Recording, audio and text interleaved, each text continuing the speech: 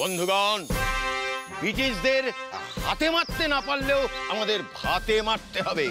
সমস্ত বিদেশি দ্রব্য বয়কট করতে হবে, বর্জন করতে হবে। আর তাই আজ সন্ধ্যে 7টায় বেড়াচাপার তালতলার মাঠে আমাদের গ্রামের যত বাড়িতে যা যা বিদেশি দ্রব্য আছে সব আগুনে ফেলে দিতে হবে। আপনাদের বলছি, যার কাছে যা আছে সব নিয়ে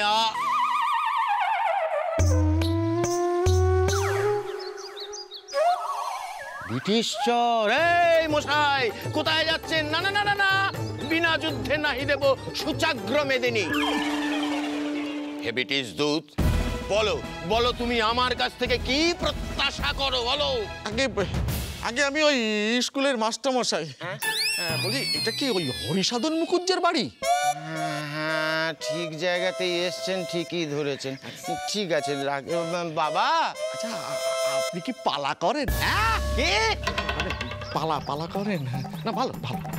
ওই দেশাত্মবোধক পালার মহড়া দিচ্ছি। তোর মশাই, পরাধীনতায় ব্রিটিশদের নিয়ে ঝালাপালা হয়ে যাচ্ছি, এটা আপনার পালা? বাবা, উনি এসছেন দেখা করতে।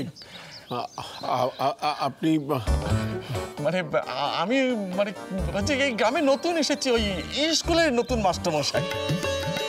আপনার সঙ্গে তো আমার আলাপ হয়নি, তো ভাবলাম আজই সেটা সেরে নি আর কি। মাস্টারমশাই, আজকে আপনি আমাদের বাড়িতে, মানে আজ তো রেজাল্ট। তবে আপনার সঙ্গে কিন্তু আমার একটা ওই বিশেষ দরকারও আছে। শঙ্কর মনে হয় কোনো কাণ্ড বাঁধিয়েছে, নাহলে রেজাল্টের দিন 7 সকালে মাস্টার আসে বাড়িতে। পড়াশোনার নামে শঙ্কর তাহলে এতদিন কি করলো? আমি নব, একটা বসার জায়গা নিয়ে আয়। আরে বসুন। দেখুন, আপনাকে নতুন পেয়ে শঙ্কর যা ব্যবহার করেছে তার জন্য আমি খুবই লজ্জিত। তবে আপনি দেখবেন, আপনি আপনার সামনে ওর পিঠের ছাল ছামড়া তুলে দেবো আমি। শঙ্কর, শঙ্কর! দাদু, দাদু, শঙ্কর তো ঘুমোচ্ছে। ঘুমোচ্ছে কি রে?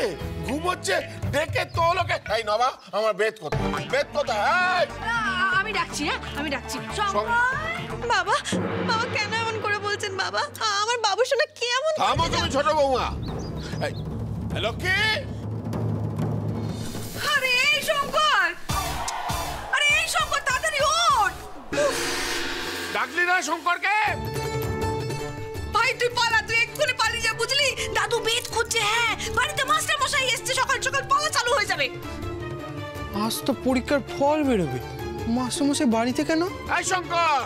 আরে আমি কি করে জানবো? আমি কিছু জানি না। মাস্টার মশাই এসছে, উঠোন একবারে আলো করে বসে আছে, বুঝলি? দাদুর এতক্ষণে নিশ্চয়ই ছড়িয়ে খোঁজা হয়ে গেছে। আরে বাড়ির সবাই তো মুখিয়ে আছে তোর কীর্তি বলার জন্য। তুই পালা ভাই, তুই এক্ষুনি পালিয়ে যা, নাহলে তোর পিঠের চালা রাস্ত থাকবে না, টুকটুকি বেঁচে যাবে। এই শঙ্কর, আমার বেদটা, এই জন্যে বলেছিল ছেলেটাকে একটু শাসন কর। বান শুনলি না তো, এখন বোঝ।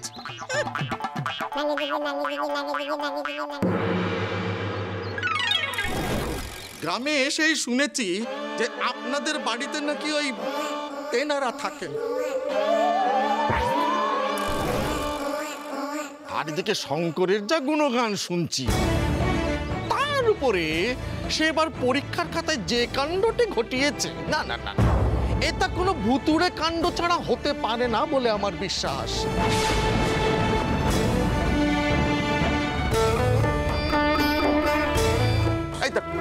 দেখুন, আপনি নিজের চোখে একবার দেখুন। না না, দেখুন, না দেখলে বুঝবেন কি করে কি করেছে।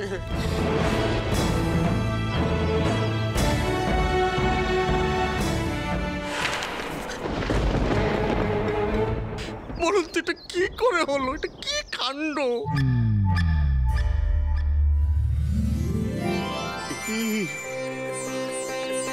শঙ্কর, অঙ্কে 98।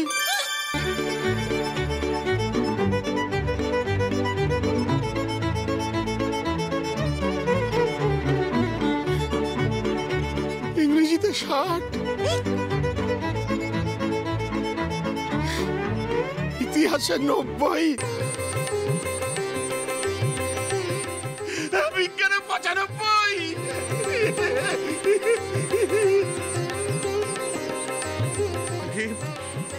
শঙ্কর পরীক্ষায় তো প্রথম হয়েছে, সেটা ঠিক আছে, ঠিক আছে, কিন্তু যে দ্বিতীয় হয়েছে সে তো নম্বরের দিক দিয়ে ওর থেকে অনেক দূরে। জানতাম আমি আমার বাবু শোনা এরকমই ফল করবে। বাদি দেখো এত নম্বর শঙ্কর পেয়েছে? আরে কোথায় শঙ্কর? ওর পেটের রসগোল্লার হাড়ি ভাঙবো।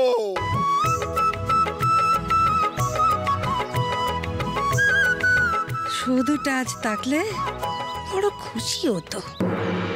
এই শঙ্কর, আমি বলেছিলাম না দাদু? বলেছিলিস তো। থাক, তুই তোর কথা রেখেছিস, আমি খুব খুশি হয়েছি। দোনা মিষ্টি নিয়ে আয়, বেশি করে মিষ্টি নিয়ে আয়। শঙ্কর কথা রেখেছে, প্রথম হয়েছে। বল তুই কি চাস? পরে চেয়ে নেবো। এই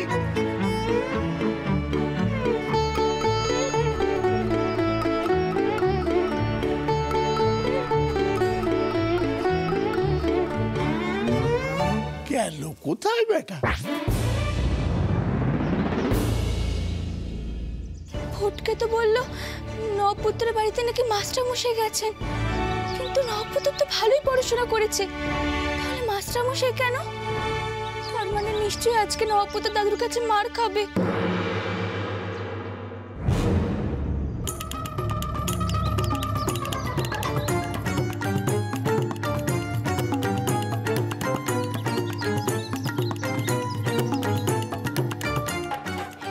কি নবপুত্র পাগলা ঘোড়ার মতো দৌড়াচ্ছে কেন?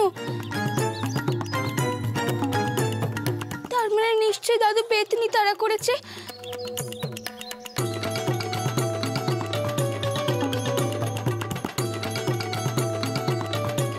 এই তো শুধু, আমি তো তোর কাছেই যাচ্ছিলাম। আগে বলো কি হয়েছে? দেখ শুধু দেখ, আমি আমার কথা রাখতে পেরেছি।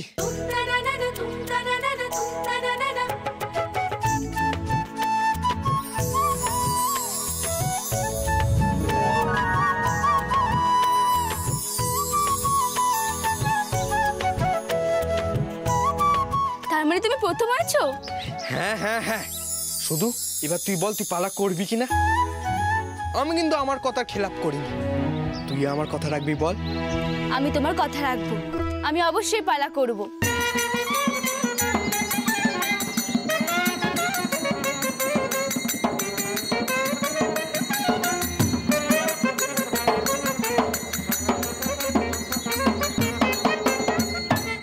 আর কিন্তু কোনো শর্ত নয় শুধু। উফ, আচ্ছা দাদু বাড়িতে খুশি তো? বাড়ির লোক তো বিশ্বাসই করতে পারেনি যে আমি পাস করব, আর দাদু তো এত অবাক হয়ে গেছে কিছুক্ষণ কথাই বলতে পারছিল না। আমি তো ভাবলাম দাদুর বুকে হয়তো ব্যথা উঠেছে, সেই ভয় আমি থামের পিছনে লুকিয়েছিলাম। তুমি এত ভালো পড়াশোনা করেছো আর তোমার নিজের প্রতি একটুও বিশ্বাস ছিল না? কি করে থাকবে? এর আগেও তো আমি পরীক্ষা দিয়েছি, তখন ভাবতাম দারুণ ফল হবে পরীক্ষায়, আর যখন রেজাল্ট বেরোতো দেখতাম বড় বড় রসগোল্লা পেয়েছি, তখন বুঝতাম আসলে কিছুই করতে পারিনি, সব ভুল হয়ে গেছে। আমার প্রথম হওয়ার জন্য মাস্টার মশাই যে বাড়িতে আসবে এইটা কখনো ভাবিনি।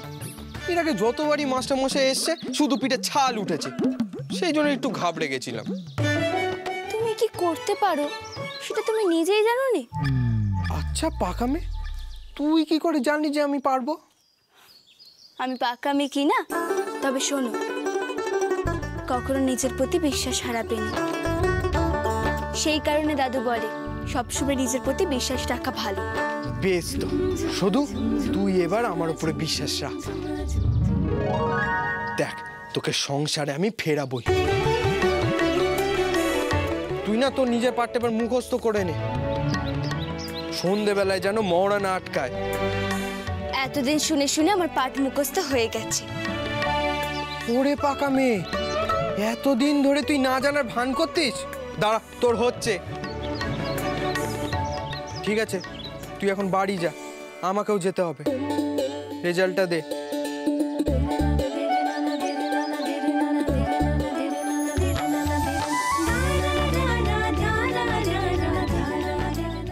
আসছি।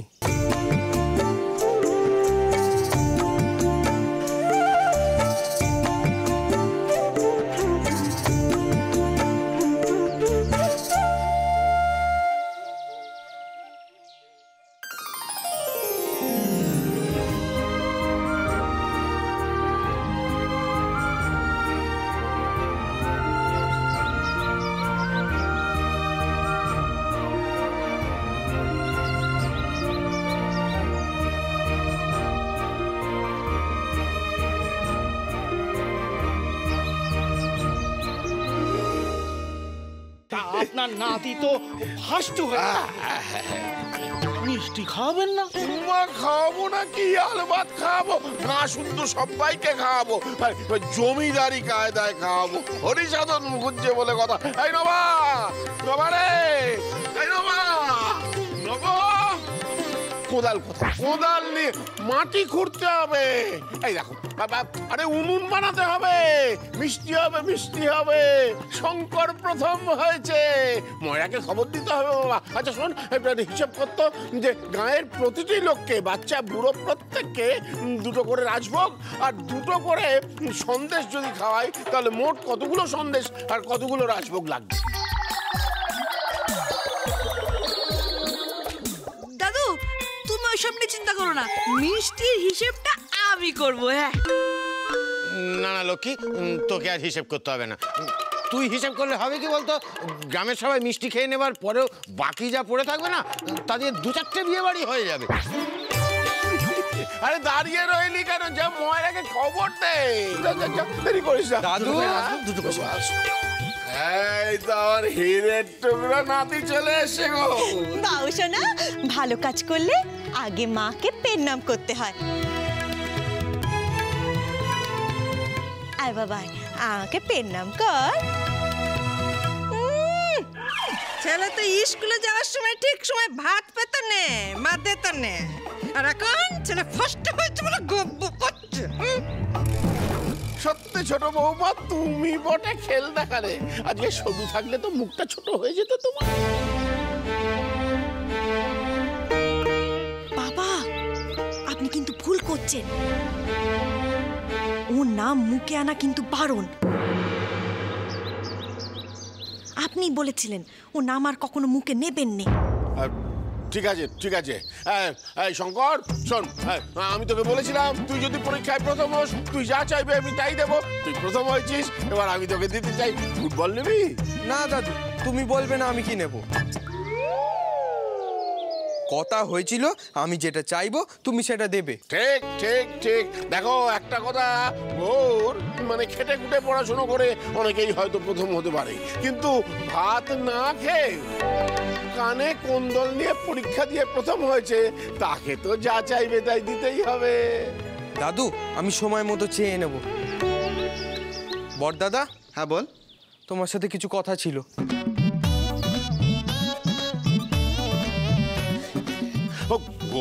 হ্যাঁ হ্যাঁ বাবা, মুখজ্জে বাড়ির ছেলে প্রথম হয়েছে, রাজভোগ গুলো যেন ইয়াপ বড় বড় হয়।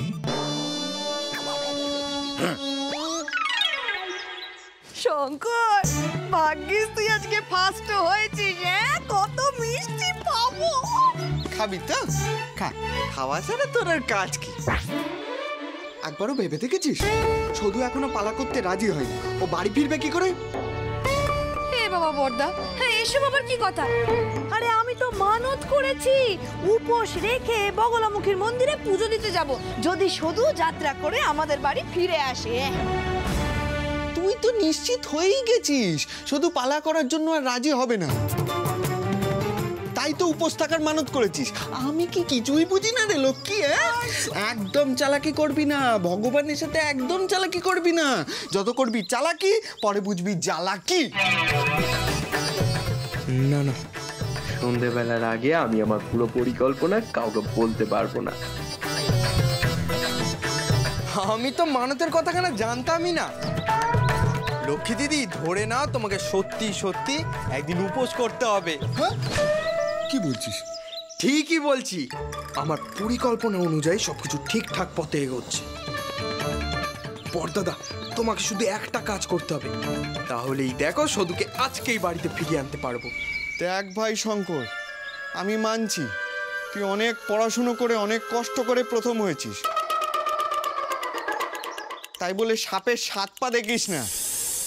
তোর পরিকল্পনা আমরা সকলেই জানি, কিন্তু তাই বলে তুই এমন করছিস যেন মনে হচ্ছে অমাবস্যায় চাঁদ দেখছিস। হ্যাঁ, আজ আমি সত্যি সত্যি সকলকে অমাবস্যায় চাঁদই দেখাবো। বড়দাদা, তুমি সন্ধেবেলায় মহাকুড়ির বাড়িতে চলে যাবে, সদু ওখানে প্রস্তুত থাকবে। তারপর তুমি সকলকে নিয়ে পুরো পালাটা মহড়া দেবে, প্রথম দৃশ্য থেকে শেষ দৃশ্য পর্যন্ত। সদু তো বলছিল ওর পালাটা শুনে শুনেই মুখস্থ হয়ে গেছে। তারপর বাকি যা করার আমি করব। বড়দাদা, তোমাকে না একখানা কাজ করতে হবে। আজকের মহড়ায় আমার জায়গায় অন্য কাউকে দিয়ে মহড়াটা করি, বোঝাতে পারলাম? কি বলছিস বলতো তুই শঙ্কর? আমাদের শুধু যাত্রা করবে? দেখ, শুধু যদি যাত্রা করতে রাজি হয় তার থেকে ভালো খবর তো আর কিছু হয় না। ঠিক আছে, সব যখন তোর পরিকল্পনা, আমি আর কোনো কথা বলবো না। তোর পরিকল্পনা মাফিকই মহড়া হবে আজ, দেখি। মামা, মামা, ও মামা, মামা তুমি কোথায়? কি হয়েছে রে শুধু? মামা, নপুত্রের পরীক্ষা প্রথম হয়েছে। বলিস কি? হ্যাঁ গো মামা, ও আমার কথা রেখেছে। আর তুই? আমি ওর কথা রাখবো মামা। আজ আমি ওকে কথা দিয়েছি পালা করব বলে। নক্কি মেয়ে আমার। আজ তো বিকেলবেলা মহড়া হবে, আজ আমি সকলকে মিষ্টি মুখ করাবো। দাদুও নিশ্চয়ই খুব খুশিতে আছে। দাদুকেই তো তুই কথা দিয়েছিলি শঙ্করকে লেখাপড়া করাবি। আগে সব অন্যরকম ছিল মামা। দেখিস শুধু, আজ তোর দাদু মুখে স্বীকার করুক না করুক, মনে মনে একবার হলেও তোর কথা ভাববে, দেখিস। কে জানে।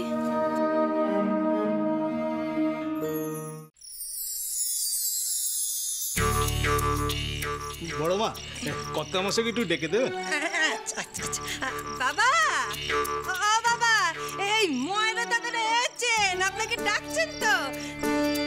এই তাই পেন নাম কথা, মিষ্টিকে সবাই খুশি তো?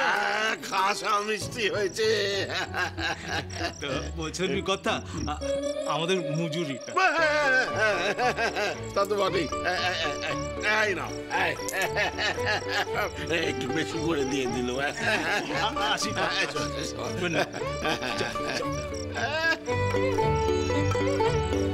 এইবার ঠাকুরটা দেখতে আসবে না, কারণ মুখুজ্জি বংশের নাম বাড়ালাম, তার বেলা আমার দেখা নেই।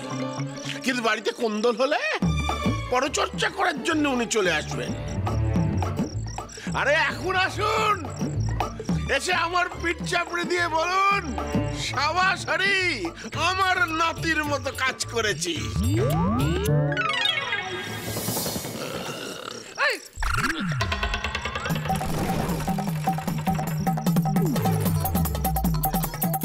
বড়দাদা, লক্ষ্মী দিদি, তোমরা এই ফাঁকে বেরিয়ে যাও, সময় হলে আমি ঠিক পৌঁছে যাব।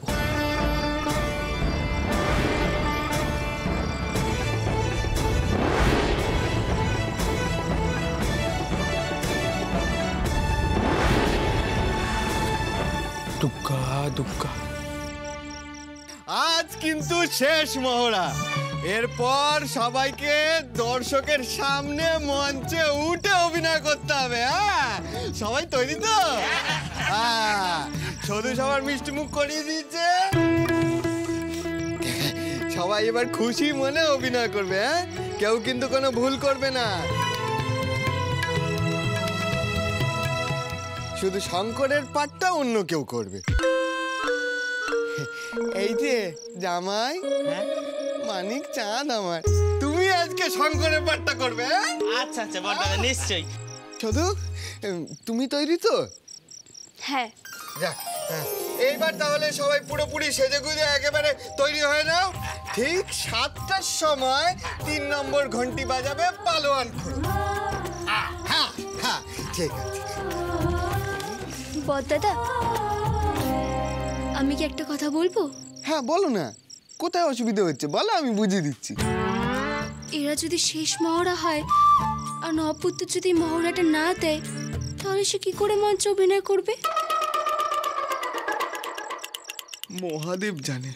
মানে মানে ওই শঙ্কর আর আমাদের শঙ্কর।